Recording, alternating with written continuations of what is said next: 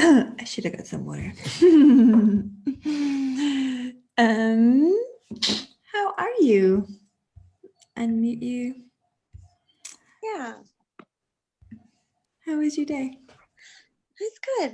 I've been feeling been okay. It's been a better week, and so yeah, How's all the good. kids? All the homework? Oh, they're good. Good. I have one in junior high now, so just a little bit harder. Next level amazing. I think he's whining outside of the family room about having to do his math homework. I just locked the door, so hopefully he'll be fine. Sure. So no problem with exit form. So usually with the exit form, I'm just going to go through. It gives you a little time to think about all the different things you might want to ask me in last session, but that's okay. I know what I want to ask anyway. Okay. So today we'll just go through where you're at now, what kind of things to do in the coming months, coming years, how to maintain things, all the different bits and bobs. Okay.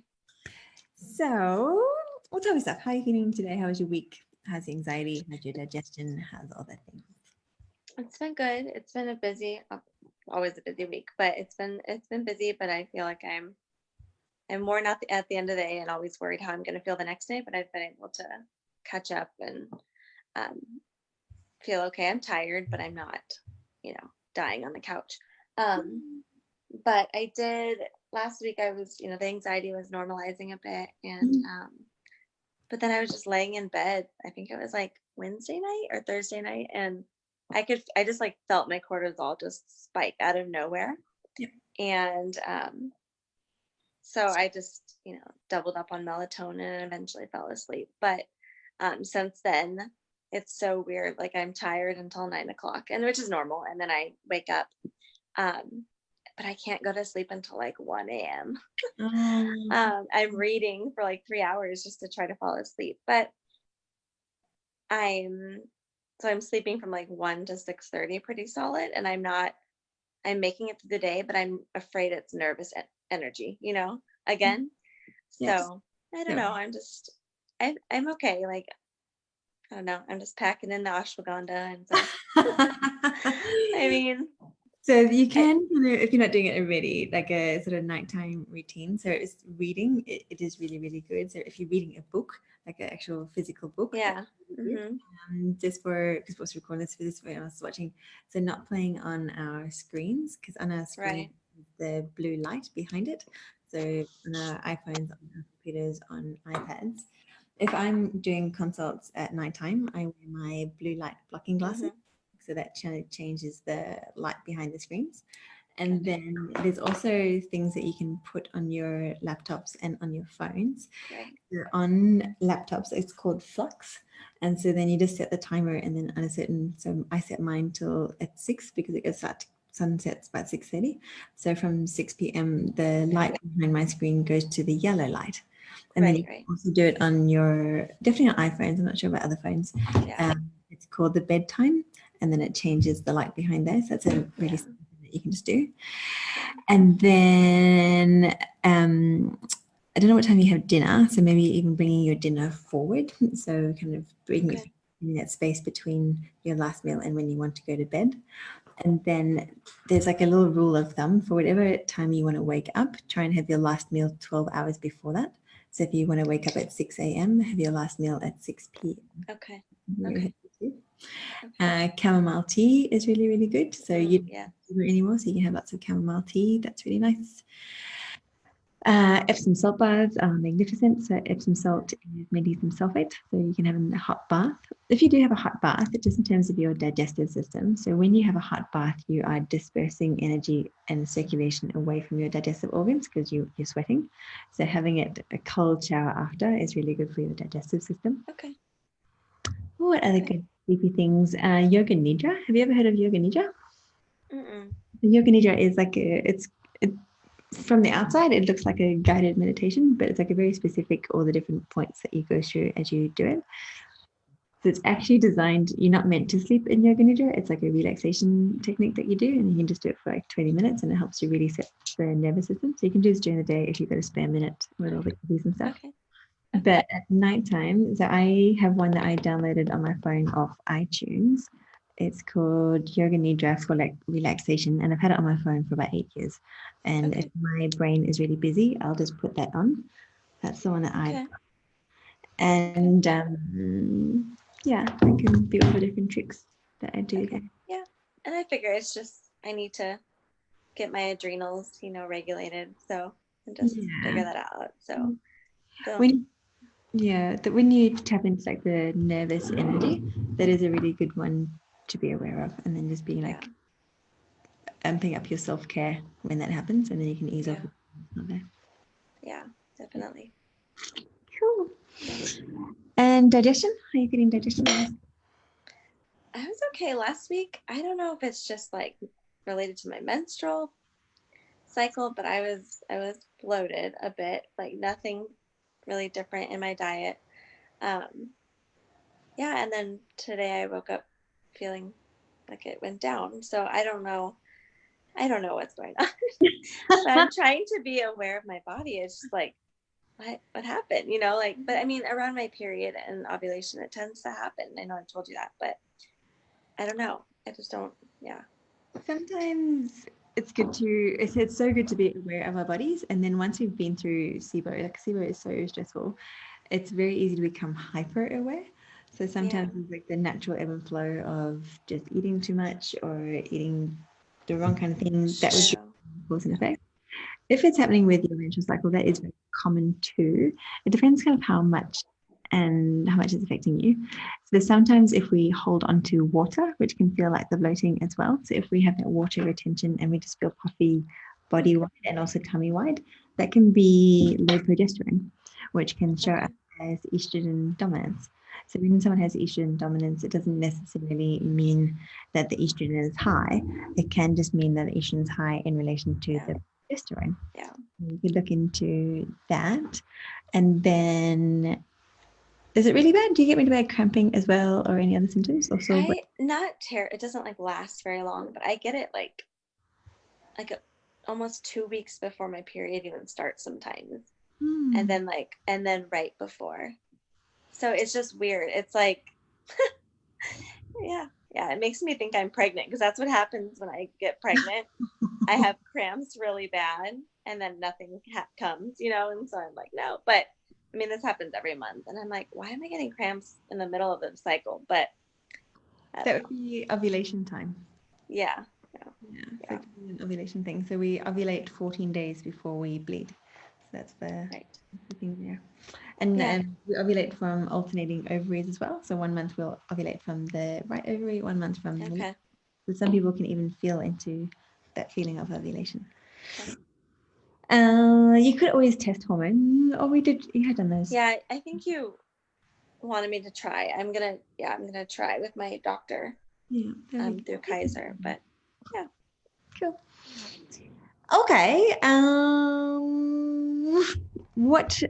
So I don't have the exit form, so maybe let's go through your intake form and see what's left behind and make some recommendations from there. Okay. So this was from April, middle of April. Okay, lifelong gut issues. So this is like really touched my heart when I wanted to work with. Mentally, emotionally, physically, some days all I can do is lay on the couch and let my youngest watch TV with the cry emoji. And makes me want to cry. Yeah. So how are you feeling about that now? I know things aren't perfect yet, but I am realizing I feel a lot better, and I just don't think it's hard for me to remember, even just that short time ago, like how bad it was. And even a lot of this year was better than last year, but last year was rough. And so, I think. Congratulations. You put in the work and you took on all the advice and did it with a smile. And not always with my husband. but yes, I'm so grateful. I really am, for you. Oh, you're welcome. And it just shows you that the body is capable of repairing. So it might take some time, but giving you the right things and it knows what to do. And super, super good. Digestive stuff tends to heal faster than adrenal stuff. So adrenal stuff, it's like a slow and steady race from here. And I'm learning that, like, just because I feel better for a couple of weeks doesn't necessarily mean I can just go back to, you know, having a busy lifestyle. I still need to take it easy. And I was talking to the client just before we came on, and she was saying how she was going to have a massage, and she was saying for her it felt like even just the act of doing something for yourself in itself was healing. And then that got to me remembering something that my coach had asked me back when I was going through my binge eating. I was trying to deal with that. She said, Kirsten, what would you do if a little 5-year-old turned up scared and alone on your doorstep? What was the first thing you do to make her feel cared for? I was like, I'll probably feed her. And that kind of was a lot of my binge eating stuff. And then the next thing I said, how could I make this little 5-year-old feel safe? It would be to give her my undivided attention. So sometimes giving ourselves our undivided attention is the best thing that we can do for ourselves. Yeah. Even just like a little snippet in the day somewhere. So good. Yeah, totally. Yeah, you're amazing. You're amazing. Oh, thank you. Okie dokie. So what do we have on your form?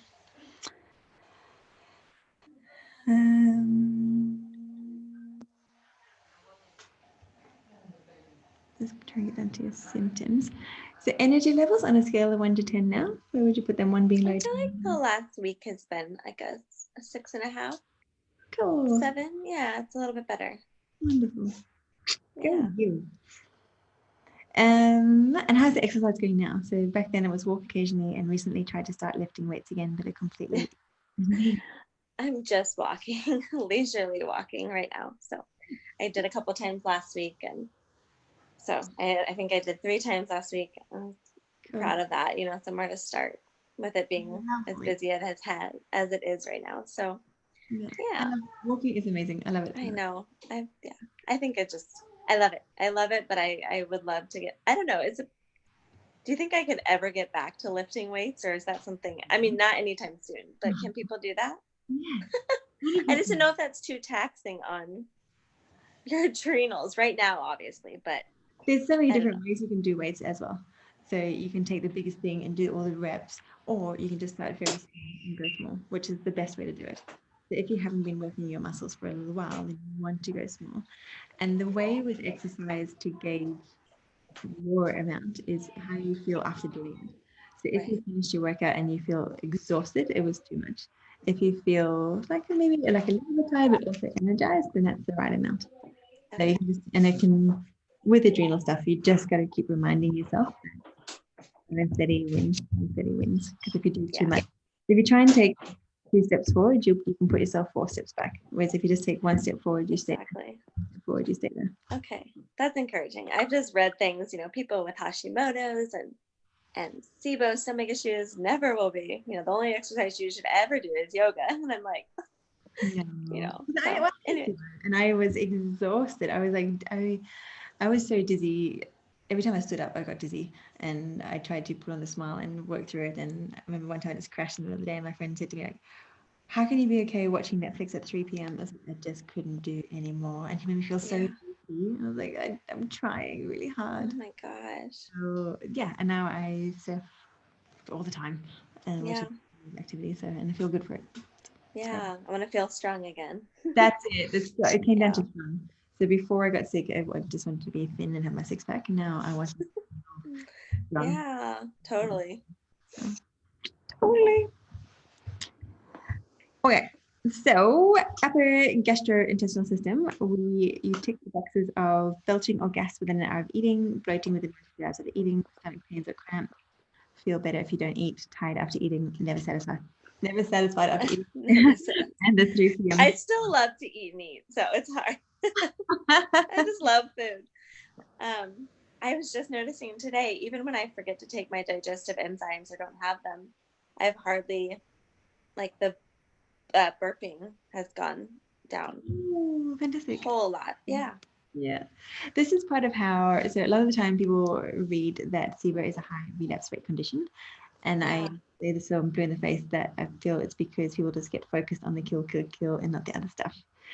So what you just noticed there is that digestive enzymes are a supplement. So this never actually fixes the problem. But the reason why you don't really need them anymore is because your body has repaired the other stuff to make them by themselves. So in the small intestine, we have like these little villi and the microvilli, which look like little seaweed things. Mm-hmm. And then if you imagine fish swimming through the seaweed, they clean the fish.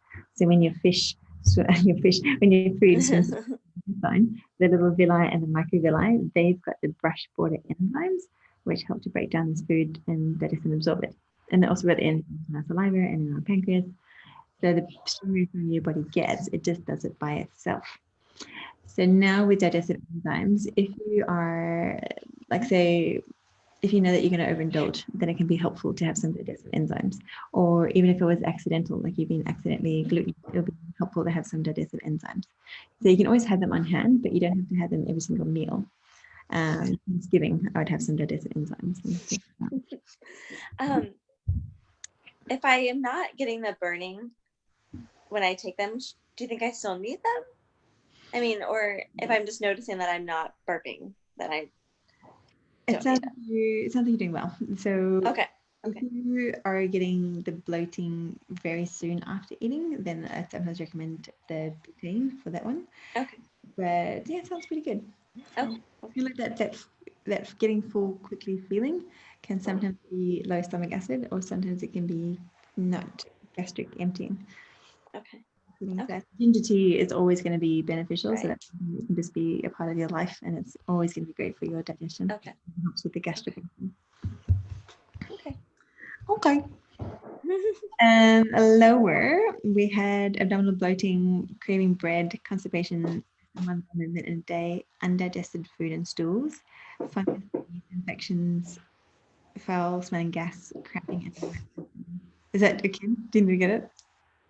No, I'm just ignoring it. I told them I locked it and they can't come in. So, I mean, the older ones are 12 and 11, so they can take care of it.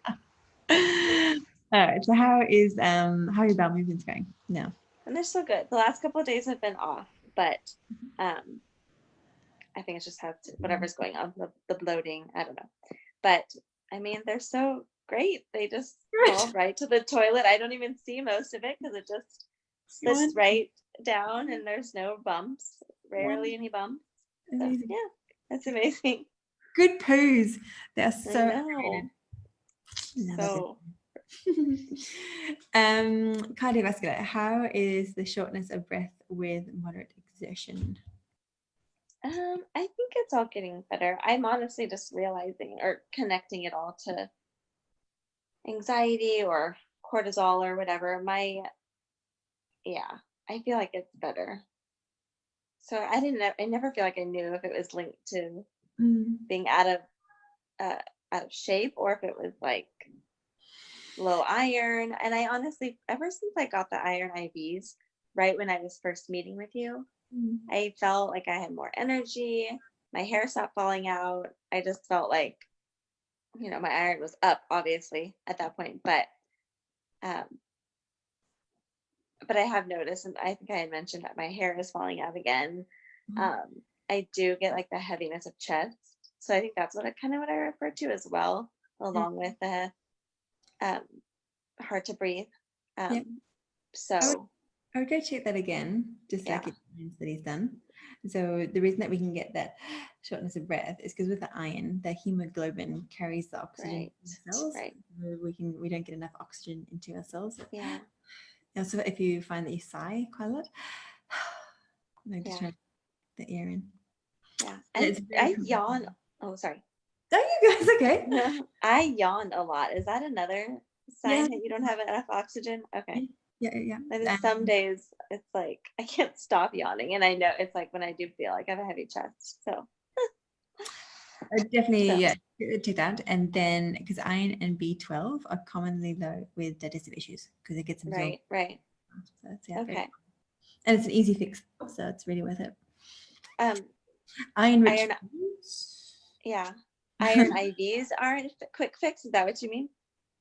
No, sorry, I meant to say a simple fix.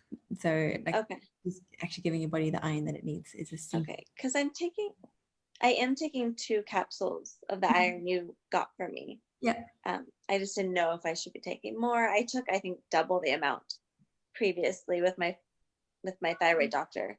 Okay. but my stools were always black then. So that's like a sign it's not absorbing, right?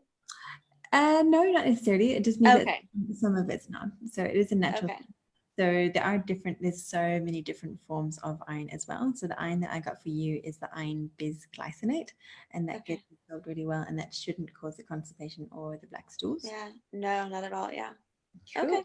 I would still check it. So maybe Okay. in about a month or so, stop your iron for at least a week and then recheck it and see where it's at. Okay. All right. What have we got? Urine system. So cloudy, bloody, or darkened urine, strong urine odor. That's still there? I notice if I don't drink enough water, it's cloudy. And of course that's gonna happen. Yeah. Yeah. So how much water are you drinking a day? Just still about, I try to get at least 60 ounces, and I'm trying to get like 80. But I think I want you having like 100 ounces. Oh, 100 ounces. 60 ounces in mils is 1.7. Oh, that's okay. 3,000. 70 ounces would be great if you can. Okay. 70 ounces. If it's I know it's somewhere over there at the moment. So but you're not exercising strenuously. So if it was super hot and you're exercising, you could even go more than that. It's going by the color of your urine. So you want it to be pale to clear. And that's your amount. Okay. Okay, dokie. How are the headaches going? Pretty good. I've hardly had any headaches recently. I think trying to think. I think I usually get them when I'm tired or I haven't had enough water. Or I had one last week. Why did I have one? I don't know. Sometimes I just get it for like 5 minutes and I'm fine. So yeah. Definitely, I think dehydration is the top cause of headaches. And then sometimes it can be magnesium as well. Sometimes it can be food intolerances too. But dehydration. Yeah. Okay. Chocolate cravings, sugar cravings, salty cravings. How are they going? I still crave like salty foods. I don't crave sweets as much. Yeah, I just love salty food. I love salt. You know why? But yeah. I mean I know, I just can't remember. I've read it a million.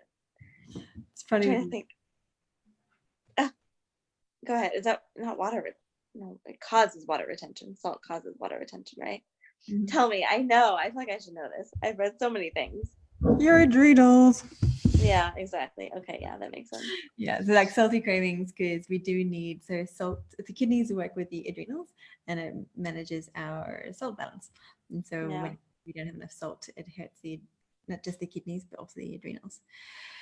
So sometimes it can be beneficial sometimes for some people to put Himalayan or any kind of salt except for table salt into the water. So we don't have enough. So salt has been like demonized these days. Everyone's like, don't have too much salt. But we know some. So we absolutely need some for like our hydration and our kidneys and our adrenals. So yeah. I just try to balance it because my fingers do swell. I notice when I do have too much. So I just, try to figure that out. But I'm not afraid of it. I love salt. I put a bunch of Himalayan salt on my veggies, and so yeah. How are your fingers doing? They're pretty good. It was really hot last week, and so they just tend to swell up in the heat, but they're fine. Yeah. You're good.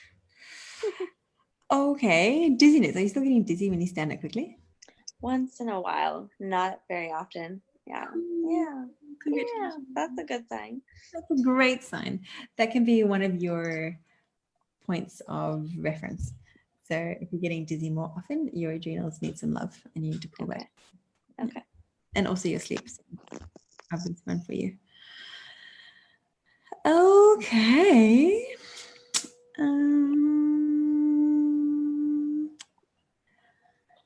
Everything else is pretty much resolved. You clever little chicken. Wow, yeah, everything's pretty much good. A lot better, yeah. Yay. So what I would do from here in terms of gut health, so I'll write this down. But just doing like some for like the next 2 or 3 months, I would do some pre and probiotics. So different prebiotics feed different bugs, and you can mix them all together. I don't know why they haven't got a formula with it all together, but so my favorite ones are the partially hydrolyzed white gum. Then there's one called galactomune, which is your GOS, your galacto-oligosaccharide. There's FOS is a bit of a tricky one, so it's not the most well tolerated, but it is really cool. So I would bring in the other ones and then introducing the other ones one at a time just to make sure that it's going okay. And just like with your adrenals, the trick with the prebiotics is to go slow and steady. So always start everyone on a quarter of a teaspoon and then building up from there. And you want to get to around 5 grams or 1 teaspoon of each one for about 2 or 3 months. And then it just really builds up the microbiome. It's amazing. Okay. And I wasn't sure if maybe those were causing the bloating, but I didn't take them for 2 nights and I still was bloated. So I'm like, I couldn't tell for sure, but I don't think it was because I had them last night and I didn't wake up bloated today. So I'm hoping it wasn't that. So a little bit can be normal because they are highly fermentable. So if that does happen, you can just take them out for a couple of days and then go in again even smaller. So if a quarter of a teaspoon was too much, you can just go in at a pinch, and that can be enough to kind of shake things up. I'm just going to go back to your thermometer. And so what that is doing is kind of laying the groundwork for the probiotics to form colonies. So I talked about this before, how like on the bottle of the thing, it'll be 10 billion CFUs. The CFU stands for colony forming unit. And so then when you form the colonies, then they stick around because the probiotics by themselves are very transient, which means that they would just pass through. So they would pass through within 3 or 4 days if you didn't do the groundwork of the prebiotics. So that's a big thing that not too many people know about. Isn't it true that most probiotics die in the stomach, like with stomach acid? Like a lot of them, but if you get an enteric coated capsule, then they get to where you want them to go. And so for that reason, I like having them with meals. So there's lots of different when to have probiotics. So I like to have them either with a meal or just after you've had the meal, because that's how they would normally be in nature. Like we have them in, and then it gets through acid as well. Right. Okay.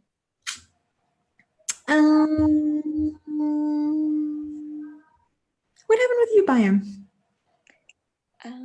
I think you had the first test. Where is it? I know. I think you couldn't find it last week.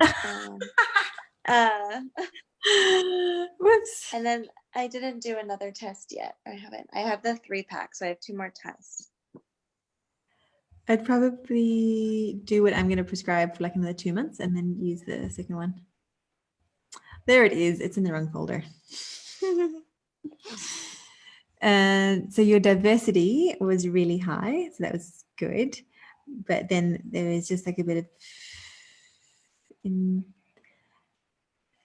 so I'll show you what I'm doing. So this is the report that I'll put into your folder. At the moment, it's in my folder. So then your diversity was the 95th percentile. Oh, I should hide that one. Gut health one. I don't care. And so then this is just a little graph of the most important things that I look at. There's lots of other different, so you've got all these bugs in your belly, which is a really good diversity score. Just some of them are just a little bit too low. Right. So when you see the BDL, that stands for below detectable levels. So we want to get your bifidobacterium up from there. You do have some lactobacilli, which is great. We can just get them a little bit higher.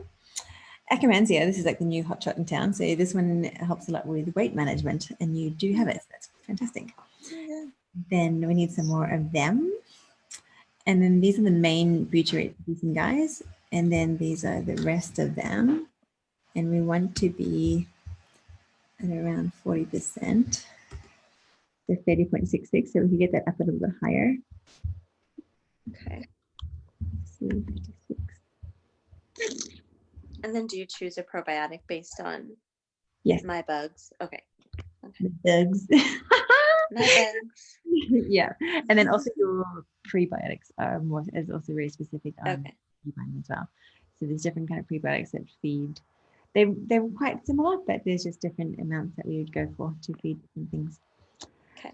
Then this wasn't amazing. So 62, 63.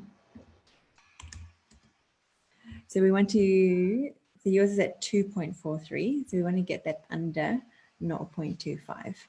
So these are the sulfur-producing guys. So these can be the stinky, farty ones.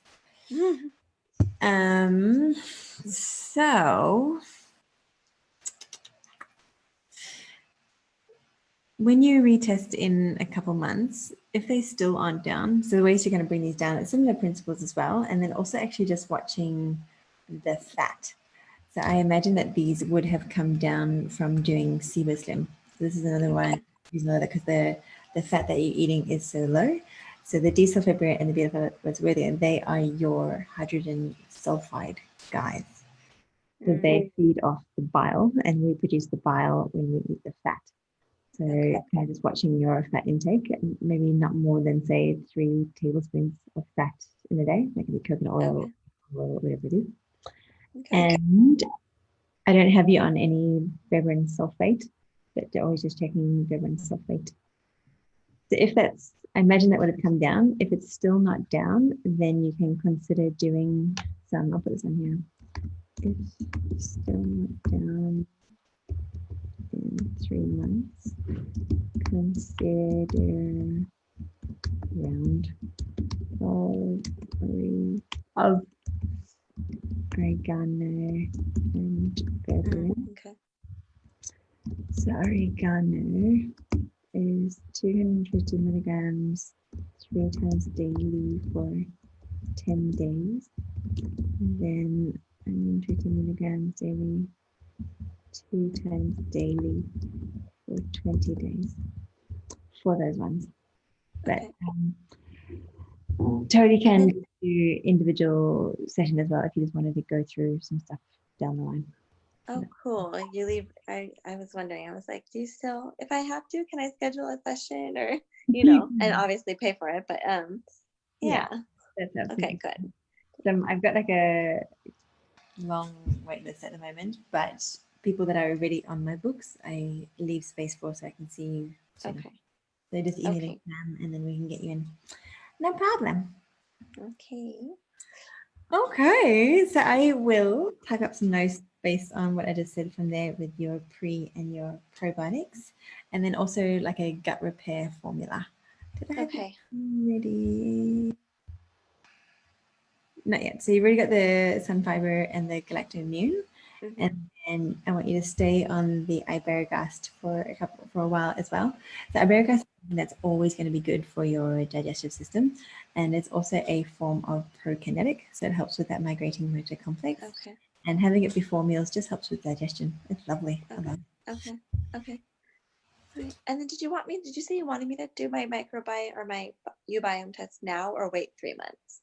I didn't know if you wanted me to do it now and No, I will wait. So I wanted to do it when you did it so that it wasn't affected by all this bits and bobs, and then that helps me with what we were doing in the cleaning out round, but it helps me more in this bit. So in terms of microbiome. Alrighty. All right. So if I ever, can I send you an email if I have any questions or anything? Is that okay? Okay. So my kind of rule of thumb is if there's any questions on the supplements that I've prescribed, or if there's any reactions to a supplement that I've prescribed, then for sure email me. If it's more of a, okay, I've done this. Freak out? A freak out, you can still email me. But if it's more of like, progress through this stage, what do I do now? Then we need another consult. And then in terms of supplements, we can still order them for you for reorder, anything that you need for like the next 3 months. If it's longer than 3 months, I'll just need another consult to make sure that it's still appropriate. Okay. That sounds good. Any Alrighty. I'm so thankful for you. You're welcome. Yeah, I don't know what I was lost and feeling pretty hopeless. So I'm so thankful that you picked me. You're welcome. Thank you for putting yourself forward. And then not everyone has that amount of oomph to help themselves that much. So I'm all about it. Yeah. You did all the work. Thank you. I'm so great. I'm well. You too. Oh. I love you guys. Well, thank you. I am forever grateful. So someone finally answer my questions and help me fix my gut, because that's been the problem for years. So yeah, there we go. All right. Well, thank you so much. You're welcome. Have a wonderful day. I will. You too. All right. Talk to you later. Bye. Bye.